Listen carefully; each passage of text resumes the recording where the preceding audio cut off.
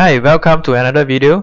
In today's video, let's talk about how to reap the most benefits out of homework. My name is Darren and I'm the English tutor from EnglishTuition.org. Now, I always tell students that homework that isn't done with 100% effort isn't considered homework at all. And that's because the feedback from the child isn't very accurate when the homework is done in a rush. And I understand where the students are coming from.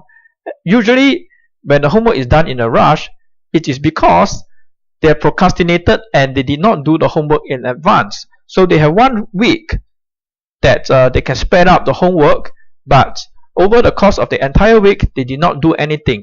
And then suddenly, right up to the next lesson, they discover that, or they suddenly realize that, oh, tomorrow is going to be my tuition lesson and have not done a single thing for my tuition homework. Will my tutor scold me? Will my parents scold me? Let's very quickly take out my homework, finish it in a rush so that I have something to hand in to my teacher or tutor tomorrow.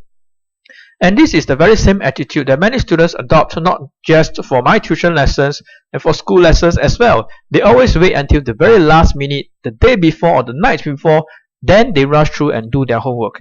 Now the problem with this approach is that they are not doing themselves any favors. Right? What they are doing is just to have some kind of written text on their exercises that they can show to their tutors. They are not having the attitude of or having the mindset of wanting to learn, right, and taking their homework seriously, so that when the teacher gives them the feedback, they have some accurate feedback from which they can learn from. I think that should be the mindset.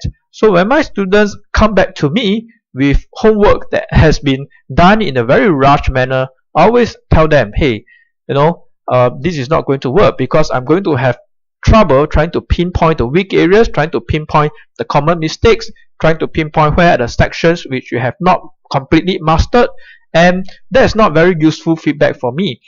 And if I can't get that kind of feedback from the homework, then it affects my teaching because I can't customize my teaching to help the students learn better. Because if I discover that certain topics the students have not mastered very well, then I can tailor my teaching to the child's needs accordingly.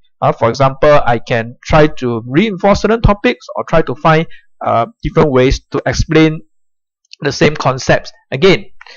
And completing more homework does not necessarily translate to good academic grades, since students may be making the same mistakes over and over again.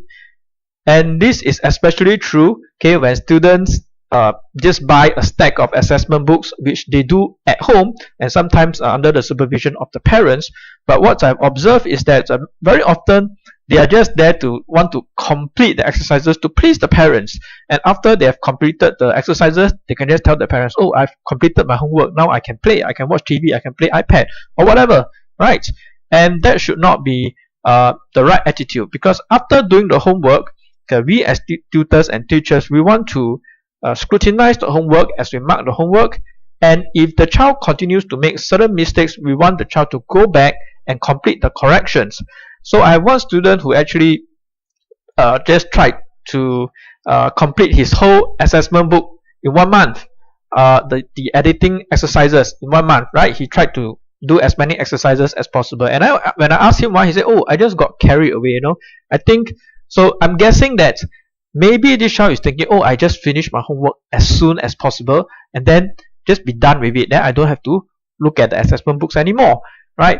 But when I mark the exercises, I find that some of the exercises are not well done. And because it is an editing assessment books, okay, when you make spelling mistakes, okay, you need to go back and do the corrections and learn the spelling, so that the next time you encounter that question again, then you must know how to spell the word.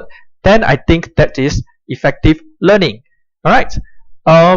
So in short, just make sure that all the corrections are done properly.